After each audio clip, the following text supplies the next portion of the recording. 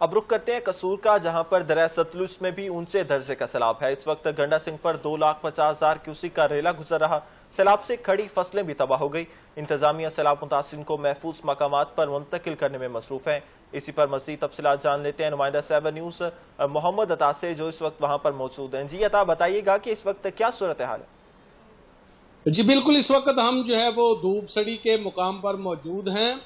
معزز ناظرین، دریا ستلج میں آنے والا جو فلڈ ہے اس نے تباہی مچا دی ہے۔ یہاں پر ہر طرف آپ کو پانی ہی پانی نظر آ رہا ہے۔ ہر طرف جو ہے لوگوں کے جان و مال کی حفاظت وہ ناممکن ہوتی ہوئی نظر آ رہی ہے۔ جی یہاں سے میں آپ کو یہ بھی بتاتا چلوں کہ ریسکیو 1122 اور دیگر جو حکومتی ادارے ہیں وہ یہاں پر لوگوں کو ریسکیو کرنے کے لیے موجود ہیں، مگر پھر بھی یہاں کے جو علاقہ مکین ہیں ان کا یہ کہنا ہے کہ ہمارے جو جانور ہیں بھی مسائل کا سامنا ہے۔ تو ابھی ہم یہاں پر موجود ایک شہری سے بات کریں گے اور ان سے پوچھتے ہیں کہ آپ کو کیا مسائل۔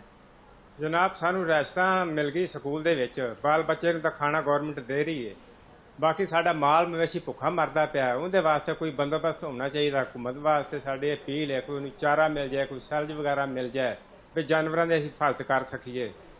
اج مستے کہ ایک مائی آئی، ان دی بیچاری دی گاں مر گئی ہے، کافی بندیاں نے ویکھیا بھوک نال گاں تڑ کے مر گئی۔ جناب معزز ناظرین، آپ نے جیسا کہ یہ بات سنی، مکین کا یہ کہنا ہے کہ ہمارے جو جانور ہیں، ہمارے جو گائیں اور بھینسیں ہیں، ان کو اس وقت جو ہے وہ چارہ نہ ملنے کی وجہ سے وہ ان کے جو جانور ہیں وہ بھینسیں وغیرہ وہ موت کا شکار ہو رہی ہیں۔ تو حکومت کو چاہیے کہ فوری طور پر ان کے لیے ریلیف کا انتظام جو ہے وہ کیا جائے اور انہیں سیلج یا جو چارہ وغیرہ ہے وہ فراہم کیا جائے۔ بہت شکریہ عطا محمد، آپ کا تفصیلات سے آگاہ کرنے کے لیے۔